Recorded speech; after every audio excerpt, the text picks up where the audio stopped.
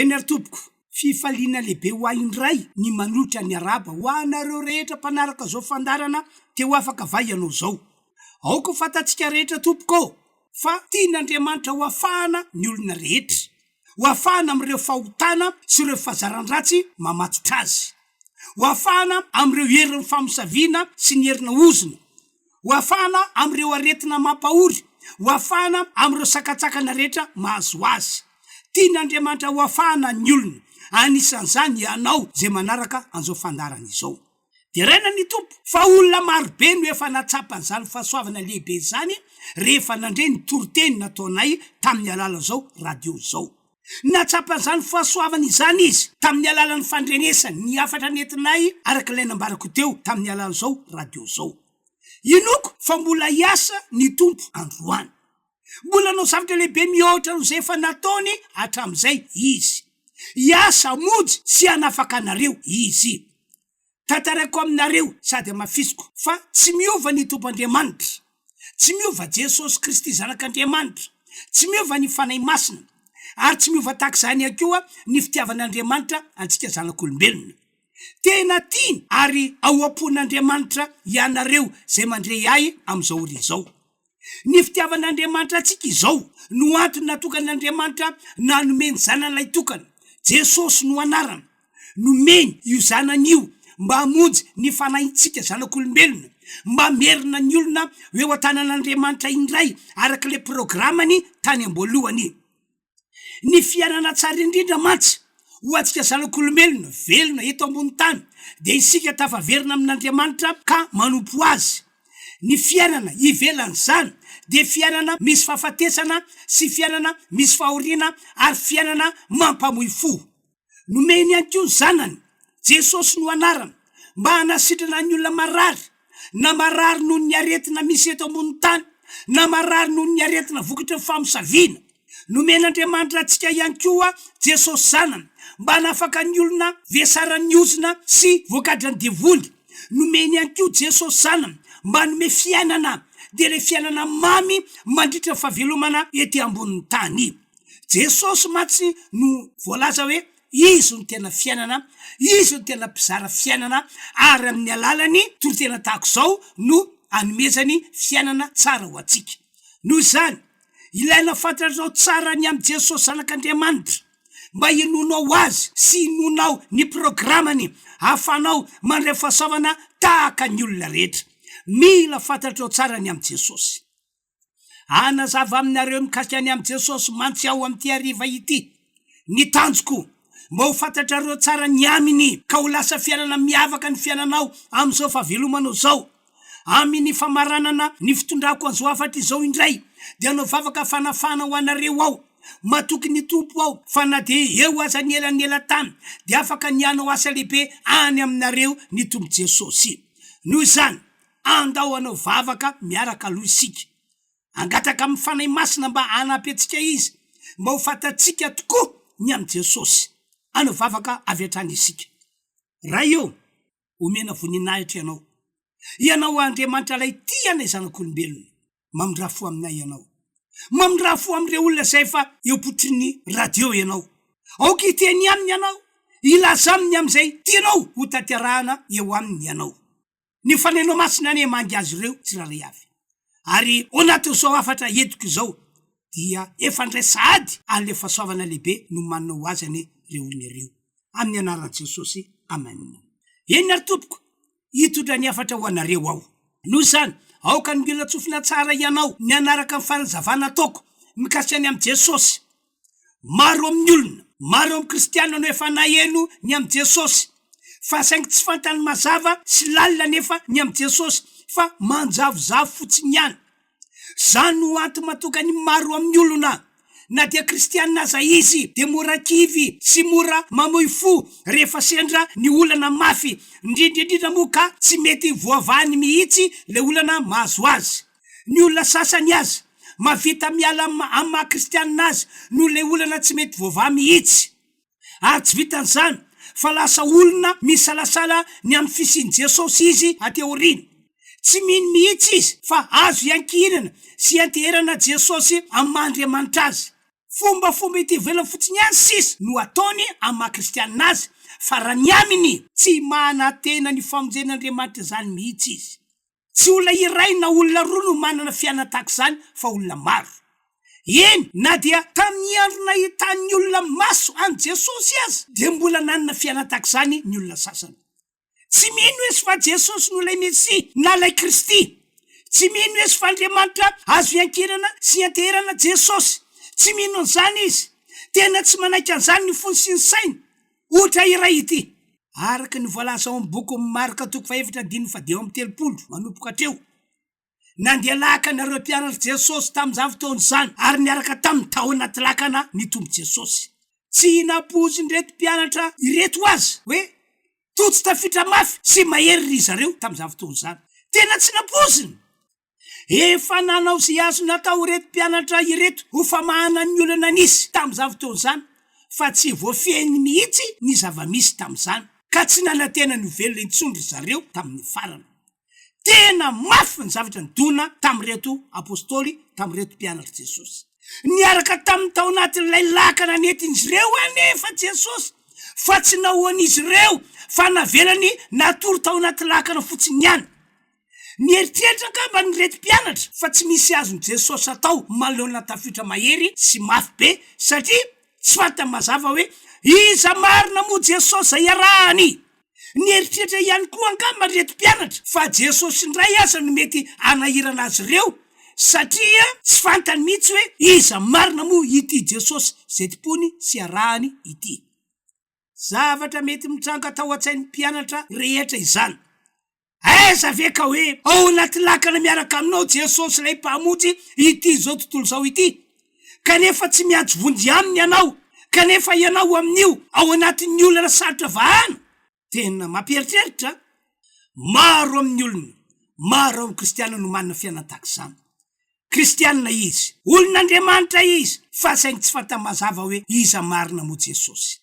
Ka ny tsy fahafantarana ho an Jesosy arak'izay tokony hamatarana ho azy dia mahatonga anao tsy mino sy tsy matoky azy manoloana ny olana sy ny ady ary manoloana zavatra sarotra atrehanao. Iverenana ny tantaran'ireo mpianatra Jesosy tamin'ny farany azy. Tamin'ny fotoana tsy nananany reto mpianatra reto farany tianana no velona intsony vao namohan Jesosy ry zareo. Rehefa nifoha anefa Jesosy dia nitsangana tao anaty lakana izy. Gaga mpianatra. Ka notenenin'ny Jesosy mafy ny rivotra sy ny ranomasina mba hitsahatra, tsy hitsoka mahery sy tsy hanoja be intsony. Notenen'i Jesosy ho ao ny rivotra mahery sy ny onjan'ny ranomasina zay nampisafotofoto an'le lakana. Teny eo ihany, teny eo ihany, teny eo ihany. Dia nitsahatra ny herin'ny tafiotra ary nangena ihany koa ny herin'ny onjan'ny ranomasina. Gaga be mihitsy ireo mpianatra tamin'izany. Gaga be sy talanjona ry zareo. Oman Jesosy tamin'izany. Ary eny mpianatra mihitsy le teny nataon'i Jesosy. Ho Jesosy, mangina mitsara! No tenen'i Jesosy mafy toy izany le rivotra sy le ranomasina nanonja mafy mba hitsahatra. Ary dia nitsahatra tokoa ny rivotra ka toy ny tsara ny andro. Teo voagaga reto mpianatra ka natonga azy ireo samy nametraka fantaniana tao anatiny hoe fa iza marina moa ity Jesosy ity, fa na dia ny rivotra sy ny ranomasina aza manaiky azy. Iza marina moa ity Jesosy ity, fa na dia ny rivotra sy ny ranomasina aza manaiky azy. Gaga be mihitsy ry zareo satria amin'ireo mpianatra tsy misy olona ekeny zava-boarin'Andriamanitra izany afa-tsy Andriamanitra lay nahary azy ihany. Kanefa niarahany reto mpianatra ireto nahita fa nanaiky an Jesosy, nanaiky ny teniny ny rivotra sy ny ranomasina. Andaova-kilenge ny Baiboly mikasiany amin'izany tantara zany. Marka 4:1-30 ka hatramin'ny 1:7 vakina amin'ny anaran'i Jesosy lay teny. Ary andro zay ihany rehefa rivany andro dia hoy izy taminy andeha isika hita eo eny ampita. Ary rehefa nampidiny mpianatra ny vahoaka dia nety tamin'io sambokely io tamin'izao ihany Jesosy, ary nisy sambokely sasany koa niaraka taminy, ary nisy tafiotra mahery ary nianjarazarany ny alon-drano sambokely ka nielofeny rano.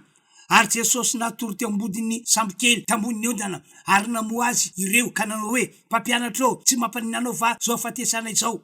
Ary nifoha Jesosy dia niteny mafy ny rivotra sady lasa tamin'ny ranomasina hoe mangina mitsara, ary dia nitsahatra ny rivotra ka toy ny tsara ny andro. Ary izy taminy, nahoana sarotahotra ianareo, tsy mbola manam-pinoana va ianareo? Ary natahotra indrindra izy ireo ka ndresaka hoe iza moa ity fa ny rivotra sy ny ranomasina aza manaiky azy.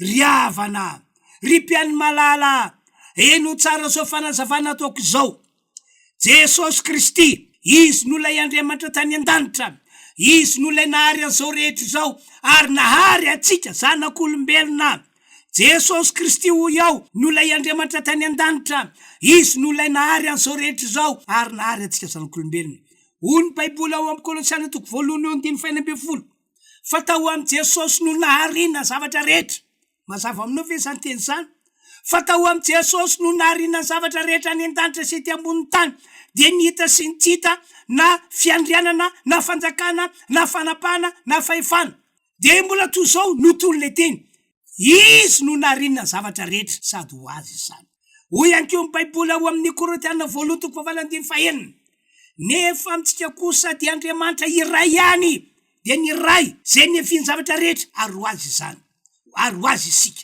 ino tsara ihany koa ho toan'ity teny ity entina milaza fa Jesosy no naharina zavatra rehetra ary iray ihany ny tompo dia Jesosy Kristy zay naharina zavatra rehetra sady naharina antsika koa iray ihany ny tompo dia Jesosy Kristy zay naharina zavatra rehetra sady naharina antsika koa mazava aminao ve ireo teny novakina tamintsika ireo Jesosy lay torina sy ambara amintsika lay any an-tanana antsika mba hinoantsika sy horaitsika izy no naharina zavatra rehetra ary nataony ho azy izany zavatra no harina izany satria Andriamanitra izy satria izy Jesosy no naharina zavatra rehetra no zany manaiky azy ny zavatra rehetra sy ny hery rehetra manaiky azy ny rivotra sy ny ranomasina manaiky azy ny zavaboary no harin'Andriamanitra manaiky azy toy zany koa ny olana misy eto ambony tany enatra amin'ny herin'ny ozina sy ny herin'ny famosaviana ary ny herin'ny devoly azy dia samy manaiky azy avokoa ko raha fantatrao tsara ny amin'ny Jesosy ary aorinao ao amin'ny finoanao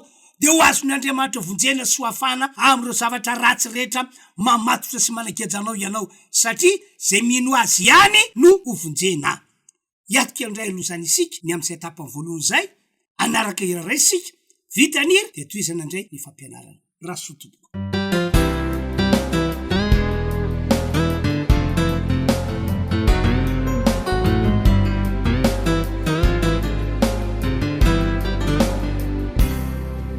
misy toetry izay naseho tena mamy zay mambabo sy manintona avy hatrany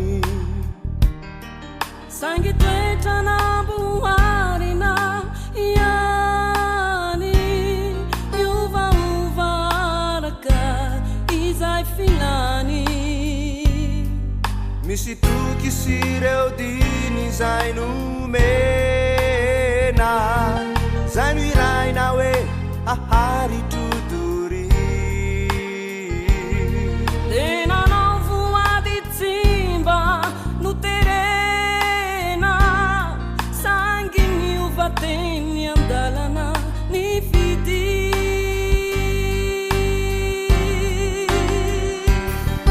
tsy miova Jesosy atraminy tano fizay sitrapony de tanteraka bokofa tapitroatra ny fanebiazany ielierantany ny voninainy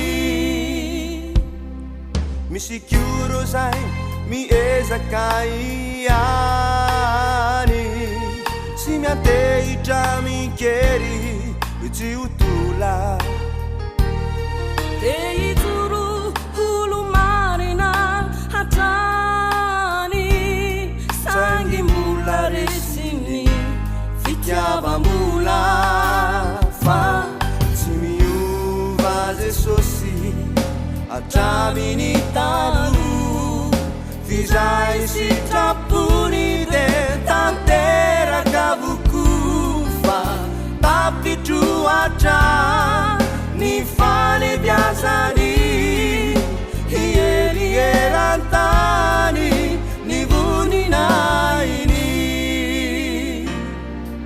fizay rehetra nandray azy nomenery ho tonga zanak'Andriamanitra izy reny fa Kristy no velonao ana mampianatra azy ankatony teniny hameno azy ny fanahy masina hanova azy mba olo marina ampianatra ny olona anova fa Jeso rery any no tsy miova ampianatra ny olona anova fa tsy miova fa tsy miova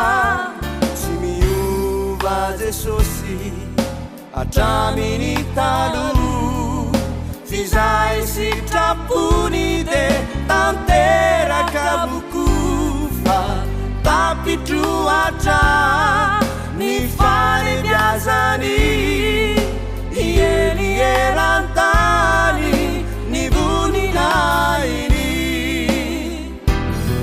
tsy miova Jesosy atraminy talo fizay sitrapony de tanteraka bokofa tapitroatra ny falebiazany ieny erantany ny voninainy fa tapitroatra ny falebiazany ieny erantany ny voninainy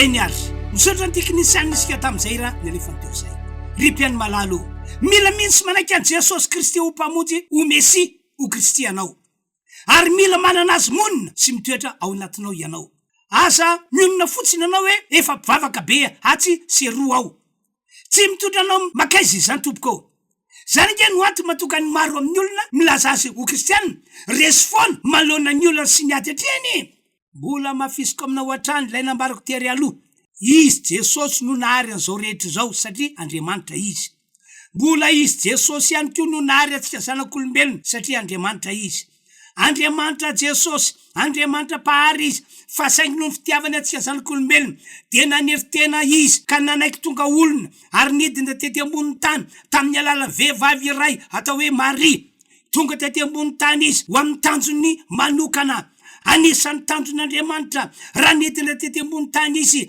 dia namerina ny olombelona hoe ho amin'ny indray arak'ilay programany tany am-boalohany araka volasan'ny bokin'ny Genesis matsy no arin'Andriamanitra isika zanak'olombelona ary napetra teto ambony tany mba hiaraka amin'ny mandrakizay ary no ariny ihany koa isika mba hanompo azy ety ambony tany misy fanompona any an-danitra tompoko ka tian'Andriamanitra isy fanompona takizany ihany koa ety ambony tany kanjo noho ny tsy fitandriamantsika zanak'olombelona dia laviny devoly isika ka tafasaraka tamin'Andriamanitra rava niaraka tamin'izay ihany koa ny programan'Andriamanitra makasika antsika zanak'olombelona fa no fitiavan'Andriamanitra kosa ary fitiavana lehibe no fitiavana atsika dia nanapa-kevitra ny tompo'Andriamanitra famonjy ny olombelona ary amerina ny olona hoe ho amin'ny indray ho arak'ilay programa tany aloha be tany mino azany ianao tompoko zany no antony natonga azy nanaiky tonga olona ary nidina tety ambony tany mihitsy tamin'ny alalan'ny vehivavy iray dia Maria tamin'izany no nitondrany ny anarana hoe Jesosy na hoe zanak'Andriamanitra tsy maintsy ny roso tamin'izay lalan'izay ny tompo'Andriamanitra hafany manatratra ny tanjona amafisiko amintsika mpanaraka fandarany izany fa Jesosy izy no Andriamanitra tany an-danitra ary mbola Andriamanitra tsy to hatramin'izao anisan'ny tanjon'Andriamanitra ihany koa dia ity ny amonjy antsika zanak'olombelona mba ho afaka amin'ireo olana sy ireo zavatra ratsy entiny devoly mamatotra sy manakeja ny olombelona eto ambony tany hoy ny Baiboly eo amin'ny Asin'ny Apôstôly 7:30 hoy izy raha nanazavany amin'ny Jesosy zay no soran'Andriamanitra tamin'ny fanehama sy ny hery sady nandendenanao soa sy nasitrana izay rehetra azony herin'ny devoly satria Andriamanitra nomba azy tonga tety ambony tany ho amin'izany asa zany mihitsy Jesosy zany no antony natokan'i Jesosy tamisy tety ambony tany nanasitrana ny olona marary izy ary nataiza ny toerana nisy azy dia nasehony fa mpanasitrana sy mpanafaka ny olona voafaritra izy ary no vahany tahaka izany koa ny olana nahazo ny olona na neo famonjena ho an'ny olombelona rehetra Jesosy ry havana malala ry mpiany malala manentana anao ao ny ino sy anaiky amin'ny fonao rehetra fa Andriamanitra mpamonjy tokoa Jesosy tsy atsapany tsapako ary tsy ahita nefa hitako ianao ama olon'Andriamanitra anao raha tsy mino sy tsy manaiky an Jesosy ho mpamonjy ianao, raha toka tsy manaiky sy tsy mino an Jesosy ho Misia sy ho Kristy ianao. Tsy atsapany tsapako ianao ho iao, tsy ahita nefa hitako ianao ho iao. Mila manana finoana azy tanteraka ianao ary mila manana azy mitoetra ao anatinao ihany koa ianao. Noho izany manapa-hevitra ianao ny anatona Jesosy anio, manatona azy ianao satria efa nyteny toy izao Jesosy, mankanesa ty amiko ianareo rehetra miasa fatratra ho Jesosy, ianareo izay manana olana ho Jesosy, ianareo izao anaty miatsy ny zavatra sarotra rehetra ho Jesosy, mankanesa ty amiko ianareo rehetra izay marary ho Jesosy, ho anareo izay mpahoriany fanaratsy ho Jesosy, mankanesa ty amiko ho Jesosy. Fa omeko fitsarana ianareo, omeko fiadanana ianareo ary omeko fiainana vaovao ianareo. Tena nataony ho anao zany teny zany ry havana, mino an'izany teny nataony Jesosy zany ianao. Mbola mafisiko hatrany fa rehefa tonga eo am Jesosy ianao dia raiso izy, ka ome toerana ao anatinao.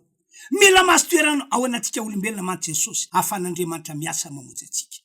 Eny hoe nge ty teny nataony Paoly apôstôly ity, hoy izy amin'ny Efesany 4:20, mba hitoerana Kristy ao amponareo amin'ny finoana ka amaka sy orona mafy amin'ny fitiavana ianareo.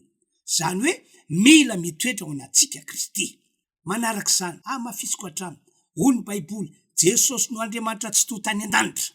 Tena fahasoavana lehibe ao antsika zanak'olombelona ny natokavany Jesosy lasa olombelona mitafy nosy raha tahaka atsika. Ankoatr'izay voalazako izay, nanolotra ny ainy ho faty eo ambony hazo fijaliana Jesosy ary nanaiky nandatsaka ny rany ihany koa Jesosy. Tsy maintsy niroso tamin'izay lalan'izay Jesosy ahafahany mandresy sy mandikana zato isan-jato ny fanaratsy amin'ny karazana. No torotoroany Jesosy no potehany tanteraka tamin'ny alala fahafatesany teo ambony hazo fijaliana ny devoly mba tsy ahafahany manao zavatra ratsy intsony eo amintsika zanak'olombelona, dia sika zay efa manana azy, manana Jesosy ho tompo sy mpamonjy. Aoka fantatsika tokoa fa miasa eto ambony tany devoly ary afaka manao zay tiany atao izy amin'izany.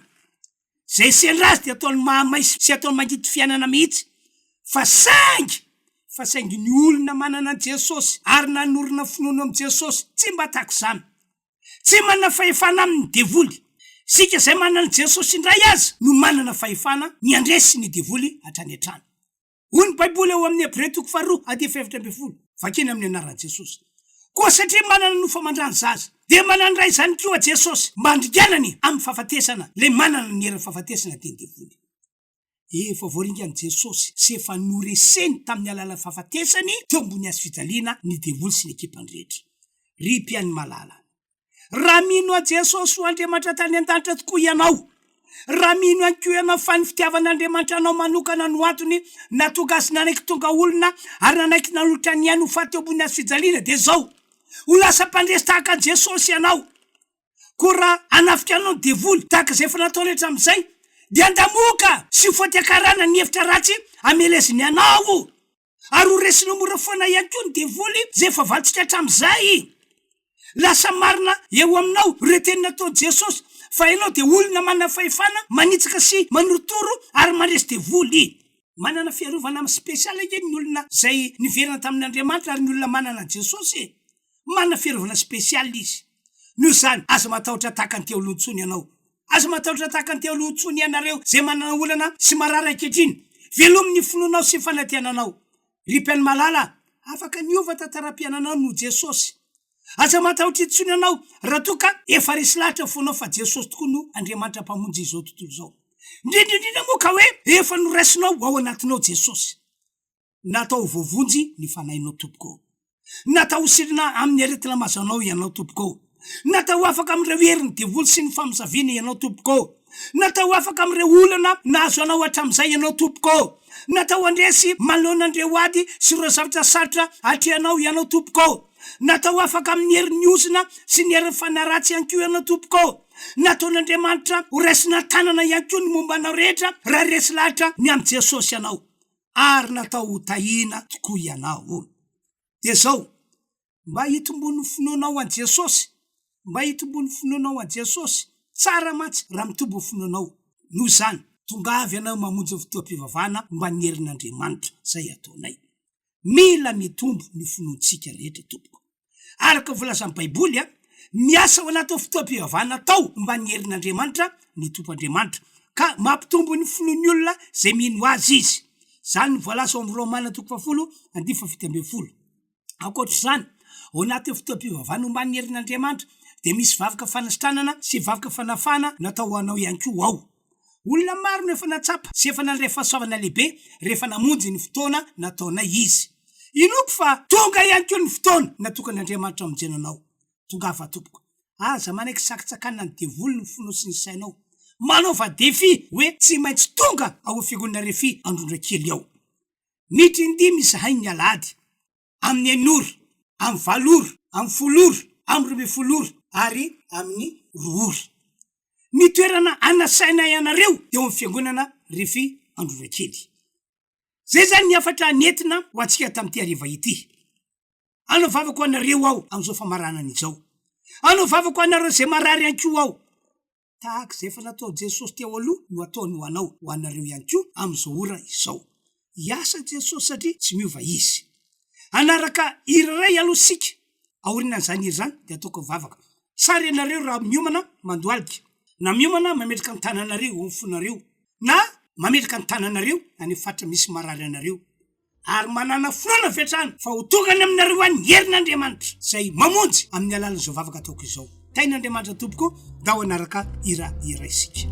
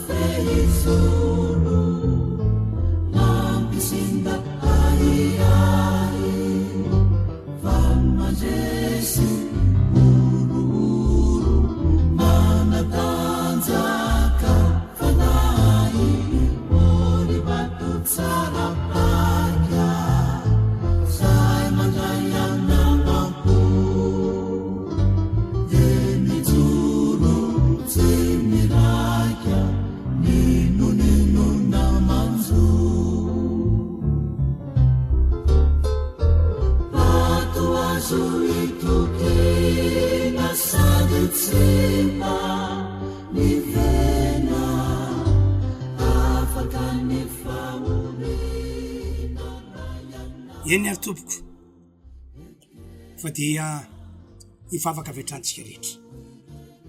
Ray malala, ray tsy tofo. Lila Andriamanitra magaga tsy mivenao ho malsainao ary mandrakizay.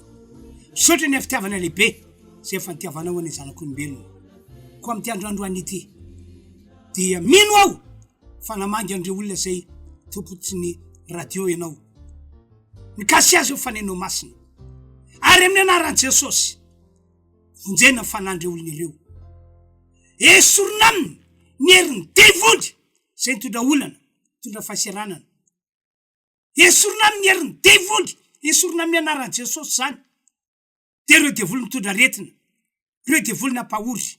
Mandidy zany ny fahefana sy ny hera miala. Sy tranoko ny olona marary, sy tranoko ny olona rehetra marary. Ary mitsodrano aho, mbo fiainana mafinaritra ny fiainan'ny olona. Zay nanaraka n'izao afatra netiko zao. Ny voninahitra ny atolotra ho anao Andriamanitra ray zanaka ary fanahy masina. Misaotra raiko, alleluia, amen.